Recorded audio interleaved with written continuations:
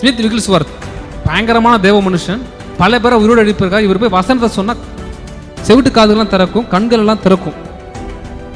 இவர் வந்து ரட்சிக்கப்படாதப்ப இவங்க மனைவி தான் ஃபஸ்ட்டு ரட்சிக்கப்பட்டாங்க. அவங்க மனைவி பேர் வந்து பாலி. அவங்க ஒரு நாள் சபைக்கு போயிட்டு வரத்து லேட் ஆகிடுச்சு, நைட்டு வராதனால இவர் வந்து கோவப்பட்டு கதவை பூட்டிட்டார்.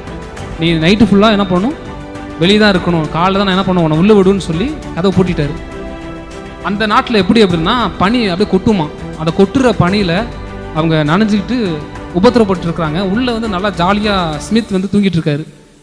காலையில் கதவு திறந்து அவருக்கு என்ன நினைப்பேன்னா, இவர் வந்து முகம் ரொம்ப ஒரு விகாரமாகிடும், என் மேலே ரொம்ப கோவப்படுவா, இவன் வந்து என் மேலே ரொம்ப டென்ஷனாக இருப்பா அப்படின்னு நினச்சி அவர் கதவு திறக்கிறாரு.